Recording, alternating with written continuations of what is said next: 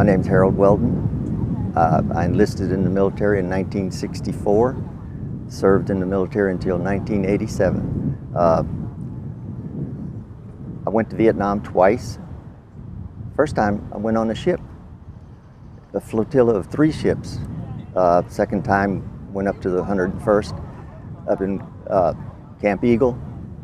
I did get wounded a couple times, but not devastatingly. I'm still carrying one wound though. That's the Agent Orange cancer. I can't get rid of that one. But anyway, it's been a great life so far. I enjoyed my military. When I retired, I was First Sergeant E8. I was on the promotion list for E9, but I would have had to extend my tour, and I wanted to get out and do something different. So E8 was fine. I was in Vietnam in 1966 to 1967 the first time, and then 1969 to 1970 the second time. They told me, "You're going back." It wasn't a choice. No, aviation was a critical shortage over there. So if you were in aviation, you were going to go back, no doubt about it. When I first went to Vietnam, I was in maintenance in the Americal Division, in helicopter maintenance. Matter of fact, one of the other guys that you know was in the same airfield as I were. But because the way Vietnam was organized, even if you were in maintenance, you were going to be out on the missions from time to time. I remember being at Chu Lai. I probably went down 3 times. one time shot down, one time blown up in a landing, which was kind of unusual because we'd been in that spot, 3 times that day, and then the third time, which was about 4:30, it blew up. Command detonated, so it flipped us over. But it was so strange. It happened so fast that you're really not thinking. You're just trying to react. The engine was still screaming, so I was trying to figure out how to turn the stupid thing off by disconnecting the battery and disconnecting the fuel. But I didn't even realize that people were shooting at us at the time. The unfortunate thing is we were going back in there to resupply an infantry squad, and the guy that was guiding us in was on the ground when that explosion occurred, so we lost about 3 people. Our crew did not get devastatingly injured. We were able to take care of ourselves and manage when we got picked up. But it was just such an unusual occurrence, and things just kind of happen in slow motion when something like that happens. First tour, I was 20. Second tour, about 24. Well, I come from a military family. My father is retired military. My wife's father was military also. Matter of fact, we were in Vietnam same time together a couple of times. The only difference was he was in tugboats and stuff at the shores, and I was in aviation, so we didn't get communicate with one another. My father had already retired from the military, but father-in-law was serving about the same time I was. It was kind of unusual. That's a personal thing. I met my wife at Fort Rucker, Alabama. Fort Eustis, Virginia, where I was going through aviation school. And I met her and married her 30 days later and took her with me to Fort Hood, where I knew I was going to go to Vietnam. So it was kind of like, you got to do what you got to do. So we've been married 55 years, so I guess it worked out. She was kind of, it's kind of hard on the wives back then because you didn't have cell phones and stuff like that. The only way you had communication was with letters, and they got screwed up from time to time. There was a ham station, so to speak, where you could go and make a call. It was usually about a 3-minute call, one of those over and so forth. But means of communication back with your family and with the loved ones and everything was always kind of sketchy. So we had a son. Our son was born just before I left for Vietnam. So, that added another complication. Aviation is kind of it's a tight organization. You have to depend on one another. You know, the pilots depend on you to make sure you keep that stupid thing flying right, and your other members depend on each other, to make sure you know what you're doing. So it was a tight organization. You know, we all took care of one another and everything like that. Even now we communicate with each other after all these years, you know, what, 50-something years? So we still keep in touch. Like Larry. Larry and I were on the same airfield. We actually didn't know each other at that time, but we did bump into one another. So, 'cause we shared the same dining facility that they did, mess hall.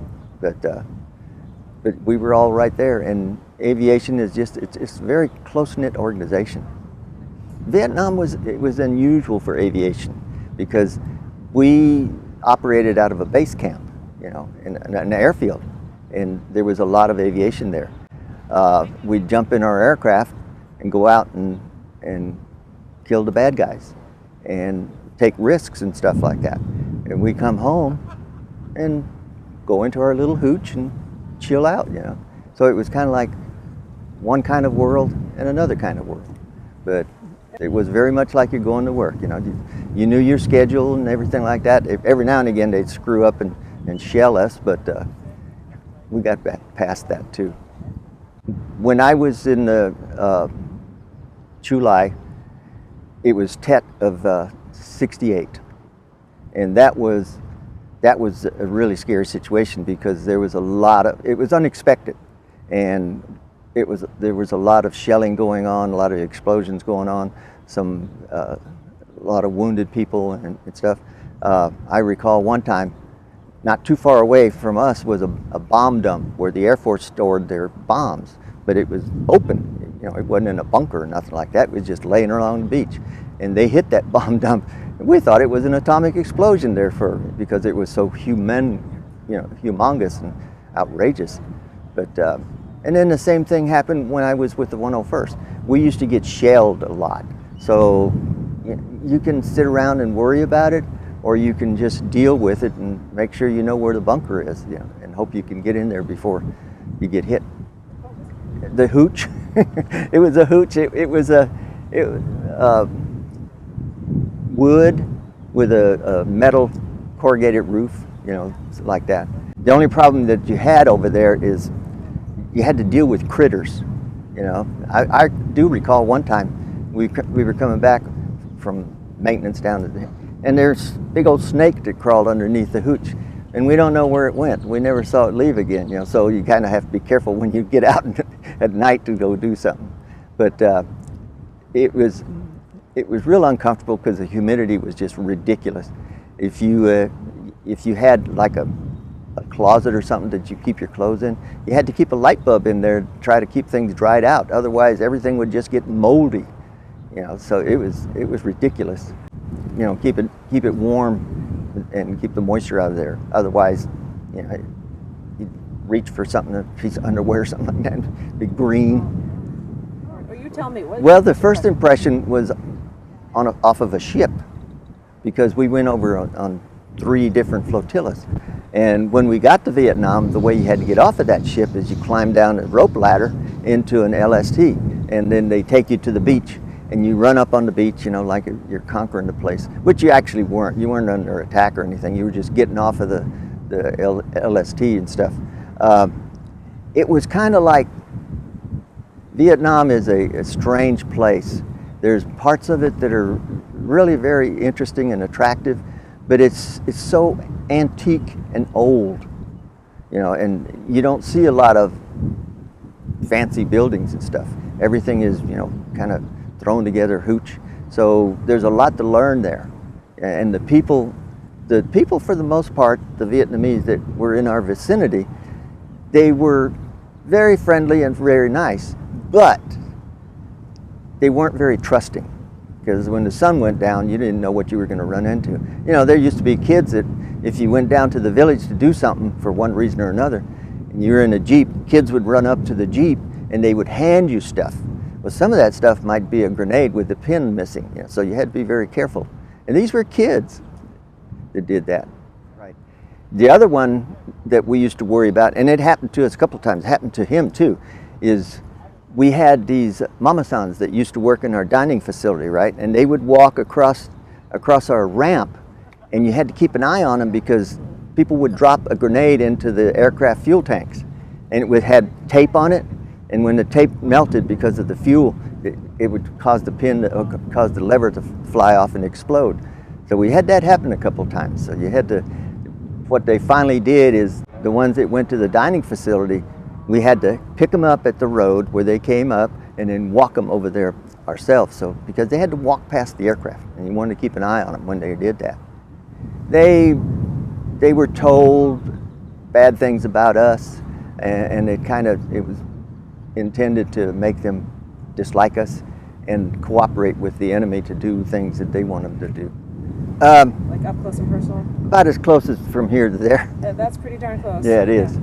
Because what we used to do when I was with the 101st at nighttime, and we were aviation people, not infantry or anything like that, but at nighttime you would have to be in charge of perimeter defense. And we had bunkers and stuff like that, and you'd take your crew out there and you manage that crew. Well, in the morning at daylight, then you had to do a sweep, and you'd go outside the perimeter, and you take your people and you look around and look for booby traps and things like that. There were a couple times that we ran across a VC, and this was a what would you call it? A money taker kind of guy. He would go around to tax collector? Beg pardon? Like a tax collector? There you go, tax collector. He would go around and he would collect money and stuff like that from the villagers, and then he'd give it back to his command, and they would buy stuff from the North Vietnamese or the Russians or whatever.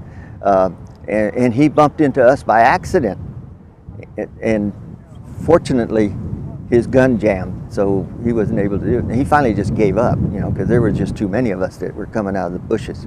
But yeah, that was kind of interesting having to do that. So he surrenders. Yeah, he did. You all take him in. Yep. And turn him over to the military police. Once you turn them in, they're gone. And that also happened to guys that got killed out there, because they would start firing at us at nighttime and we'd return fire, and we had a lot more fire than they did. The only thing is they would surprise us sometimes, so you could get hit without knowing it. Pretty much they owned the night. During the daytime, we were much more capable with the weaponry and stuff like that. But at nighttime, they were sneaky. They were really, really sneaky. You had to be very careful. We didn't actually go wandering out too much at night. We flew at night, and dropped. What the hell? Flares. Flares. Thank you. We'd drop flares, and that would help the guys at the perimeter to spot, see if somebody was sneaking up on them and stuff like that. You had to be careful with those too. Don't let one of them flares go off inside the aircraft. What you do is you pin them down to the terminals on the floor, and then you kick them out, and it pulls the cord. Well, if you don't kick it out properly, it'll bounce back into you. So you had to kind of be careful with that. We actually did have an aircraft that went down because it couldn't get the flare out in time. You really get to know people over there and stuff like that. And I can remember losing some really, really good friends, and it just happens. It's not like, gradually. I can recall when I was over there the first time, we had some little old H-23s, or excuse me, H-13s, and these guys used to go out on recon, and we had one of our crew that was on the recon, and they were flying low level across a river, and when they got close to the other bank, they got shot down. And those aircraft were running on aviation fuel, gasoline, so it burned, and when we had to go pick them up, and when we went to pick them up, both of them were still in the cockpit, and they were just charcoal, and those are the kind of things you don't forget. The incident I told you about when the explosion went underneath the aircraft, those are the things you remember. I can remember when we got picked up, which was very shortly after, when we got picked up, the two young men that were with that platoon were laying on the floor, you know, in the aircraft, and you just kind of visualize, because they were deceased, and their belly was quivering like that, because, you know, the aircraft shaking. And those are weird thoughts that just kind of stick within your brain, you know, that kind of stuff. Let me tell you about another incident. This is a strange incident. Larry's unit had helicopter gunships, right? And they used to come in and they'd land in the revetments there, and they would face the sea.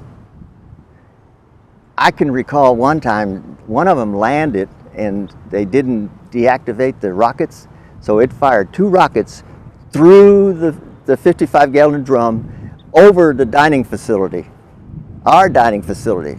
I guess they didn't like the food.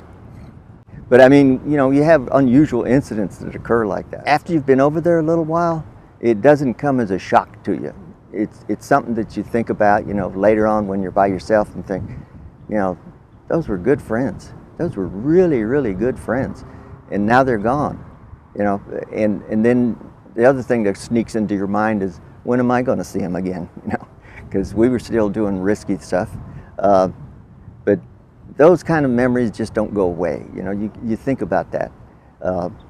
Even today, you know, you see something, or you're watching something on the news and you think, I can remember where that was. You know, or when you have the memorial services and things like that. You go to the veteran cemetery and you see people there that you haven't seen in quite some time. And those, when you see them, it jogs your memory back to, you know. It's important because it helps control your memories a little bit, you know, because when you do those, you think of the good things you did, and the good people that you knew, and how much you took care of one another and everything like that. Because when you're alone, you think of the bad things too much. And I don't have PTSD that I'm aware of, but then again, I still think about stuff, you know, off and on. And when you're watching TV, like I said, you see episodes and stuff. A lot of it is so phony, you think, yeah, that's not the way it happened. But it does jog your memory process, and because that's not the way it happened, so you do remember the way it did happen. So, and the other thing that's really sad now is we're losing too many of our friends. I just had one of the guys that Larry and I both knew that passed away just the other day from, now he had lung cancer and a bunch of other stuff, but yeah, he was a Vietnam pilot, retired warrant officer, and you know, you miss people like that. You think about it a lot. I've been fighting it for the last 8 years. Now it's metastatic. It's in one of my lymph nodes. So that's, you take injections, but that's about all you can do, you know, and try to keep it from going anywhere else. You can't remove the lymph node because the doctors say when they do that, it tends to just spread like wildfire. So you just have to kind of, there's supposed to be some different things that they're trying out now. The people that I'm aware of, no, it's still using the old methods and everything like that. I had the radiation treatment and implants and stuff. They worked for a while and then they didn't. Kind of like my doctor told me, he says, a lot of times it's already passed somewhere else. It's just not obvious to where it's detectable until all of a sudden it is, you know. That's how I found out it was in a lymph node. And then it's probably traveling somewhere else. So the best thing they do is try to slow it down as much as possible. But that's not why we're here. You know what? When I went to Vietnam, I went over there because I was a soldier. I volunteered to be in the Army. I came from a military background. I did what I was supposed to do, and my job was to follow the orders and to do what was best to protect the rest of the people in my unit and to complete the mission. I did not get all wrapped up in the politics of things. Matter of fact, I was very, very aggravated when the politics started entering into it too much, because we could have finished the mission. We really could have finished the mission. But Vietnam was a strange situation because we'd go into a area, we'd take it over, and it was ours, and then the next thing you know, they're pulling us back out of it. So the enemy's going right back in and occupying it again, and then we go back and do it again. You know, so it was just a stupid way of doing stuff. There were some strange rules. You know, toward the end of Vietnam, when it got into the mid 70s and stuff, then it really got restrictive. It really got restrictive. You had to get permission to, you know, take the enemy on, and so forth. And that's when we got to thinking, what the hell are we here for? You know, so like I said, too much of the politics got involved. Before I retired from the military, when I was still in the military, I went to some strange places. I spent a year in Turkey, and then after I retired, I also went to Saudi Arabia during the first Gulf War, and you know, I still did a lot of traveling, even after retirement, working for defense contractors and stuff. But I never really thought about going back to Vietnam. Matter of fact, I've read articles or seen films of guys that went back, and I thought, what'd you go back for? What are you looking for? You know, I didn't leave anything there, so I'm not going back to look for it. I wasn't concerned about the scenery. I was concerned about the mission we had to do, the people that were over there with us, and that we did it to our best of our ability. But as far as and I didn't have anything against the Vietnamese people, because most of them didn't have a choice, you know. But as far as going back and revisiting, yeah, not really. Freedom to me means being able to do the things that you want to do. I mean, legitimate things, you know, maintain your opinion, watching people live their life free, earning a decent living, and, you know, taking care of your neighbors and taking care of other people. But it also means abiding by the laws, you know, so that's what it means to me. I'm really disappointed that we're not enforcing laws that we already have on the books. I'm not a Democrat, not by any means, but and I'm afraid we're going to lose those freedoms. I'm really disturbed by the fact that I have some extremely intelligent granddaughters. My son retired from the Air Force after 25 years, and I'm worried about how the country's going to be within the next few years. Appreciate what you have, protect what you have. Don't just take it for granted. Too many of the young people nowadays, they're spoiled. They're spoiled, you know, and they think that everything is supposed to be free. No, that was earned by someone. That was preserved by someone. And you don't need to waste it just because you didn't put in an effort. You know, one of the things that always troubles me as a parent, we made the mistake by saying, I want my kids to have more than I had. But yet, you know, we didn't hurt ourselves by earning what we have. And there's no reason to spoil the kids, because they need to learn what it takes to get that, you know. So it makes sense. Yeah, it does make sense. You know, because take for example, how many young people are going to college because mom and dad are paying for it, and they're taking classes that don't amount to a hill of beans, and they're coming out of college with a $50,000 debt that they're not going to pay for it because they didn't get a degree in anything worth a darn.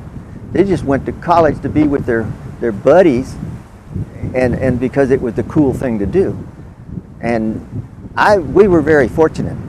Our oldest granddaughter is just graduated from RN training. She's a nurse up in Longview. Our middle granddaughter, she wants to be a teacher. She's going to Mary Hardin Baylor. She's going to be a teacher for disabled children. Our grandson, my son's son, he got a degree of history and stuff, so he wants to be a college professor and stuff like that.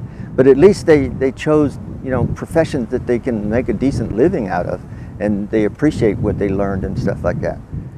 But see, one of the things that you learn if you're in the military, it doesn't matter what branch you're in the military, but if you're in the military and you go overseas to some of these other countries, you learn how well we have it here.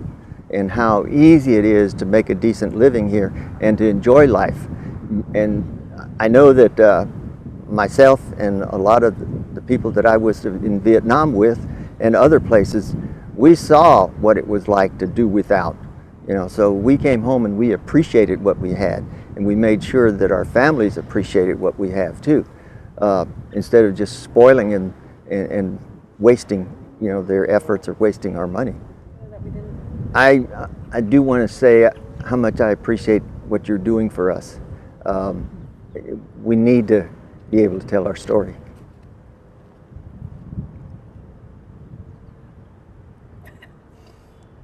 That wasn't what I was asking for. It's not what I intended. Well, Phrase. I don't know of anybody that doesn't appreciate what you're doing for us, and we're all grateful. Okay, All right, so I guess we're gonna look at Larry first. 3, 1, 2, 3. 1. All right, now we're gonna look at these cameras. All right. All right, and we're just gonna pretend we're posing. All right, we're good. Thank you very That's much. how I make these things roll. All right, and I'll unmic you.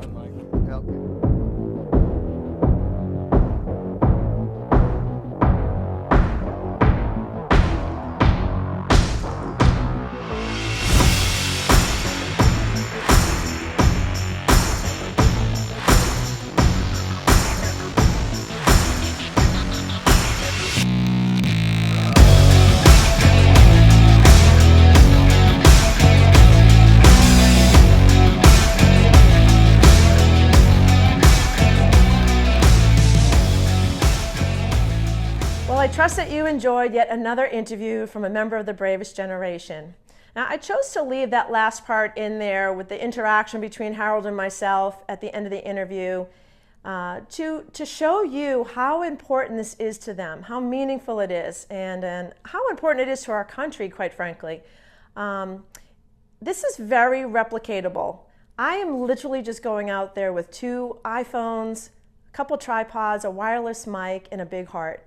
And it's so replicatable. I'm hoping this inspires a whole sea of you to go out there. We still have hundreds of thousands of Vietnam veterans out there who have never had the opportunity to share their story. So I'm hoping this inspires some of you to take this on as a mission, or if you're looking for a purpose, or if you're looking for something meaningful to do, this is something to consider. I cannot tell you how rewarding this is. It is literally, aside from raising my 3 children, which will always be number 1, this is the most meaningful thing I've ever done, and rewarding, most rewarding thing I've ever done as well. So I strongly encourage you all, and I guess I'll just end it with, like, normally at the end of a video on social media, you hear like, share, and subscribe, but I'm gonna add like, share, subscribe, and consider replicating. We need you. May God bless you, and may God bless America, and may God continue to bless our Vietnam veterans and their families.